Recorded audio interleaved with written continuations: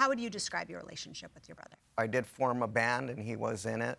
He had an accident, though, and he was on a Kawasaki 1000 that my mom bought him, and he wrecked into, was driving too close, and he hit his head on the back of a VW bus without a helmet.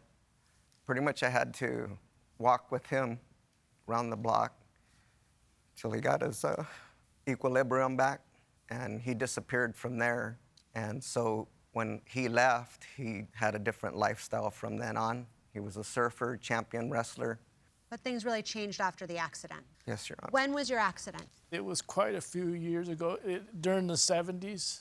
Okay, so at some point you moved into your mother's garage, is that correct? Yes, when we moved out from L.A. Do you recall about when you moved in there? It was 2018. So you had been living there for a couple of years when the dispute that led to this lawsuit happened. Yeah, he called the police on me, and he got the restraining order from the courts and made it hard for me to live there, and he gave me a 30-day notice to move out. Okay, so Raymond, why don't you tell us, your brother had been living there for some time. Tell us what was happening from your perspective. I would visit my mom often. This was during 2018, and as I was going there, I started seeing the house dirty, things out of place. When my mom was cooking, it was kind of getting dangerous with the stove, not turning the stove off, or cockroaches in the house also.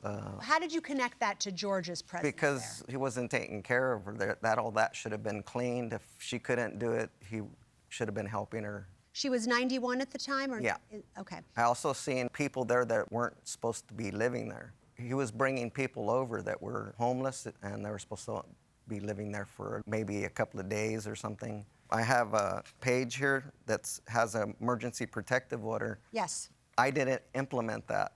There was a lady there that he met, and she talked to me because I happened to be stopping by more often, and it was a lady from Indiana. She told me the story, but he met her there and brought her home to my mom so that she could pray for her. So that woman was the one that got this emergency protective order? Yes, she did.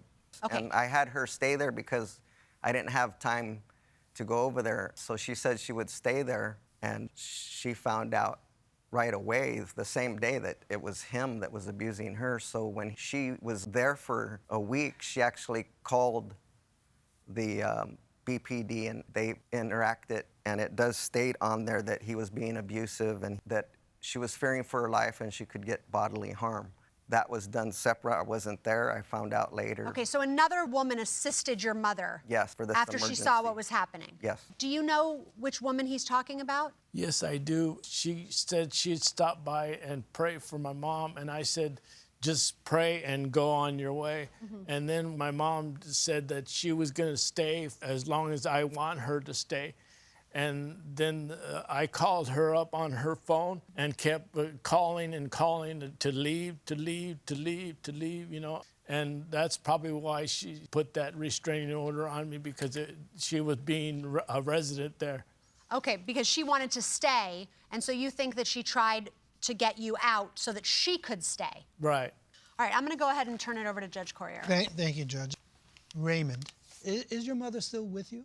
Yes. She's 96 years She's old. 96 years old. She can still walk And up she's a still hill. living in the house? Yes. And is there someone with her taking care of her? No, just recently I took her to her appointment with the doctor. The doctor says she has no diabetes, no high blood pressure. She's like an 18-year-old. Oh, That's my what God. the doctor said, and she is. I see her move things to this day. She's always active. Well, that's a blessing. Yes. George, so if there was a period of time where you lived in the garage. Yes. When did you leave the garage? When he gave me a 30-day notice, it was 2020. You have never been back to the garage since then. Right. And when you left, you didn't take any property with you. No, the police, they took me into jail. I went against the restraining order. You actually went to jail for violating a restraining order. You got out. And where are you living now? I'm living with a cousin at Murdoch. Okay, but you're not homeless now. No, I'm not homeless now.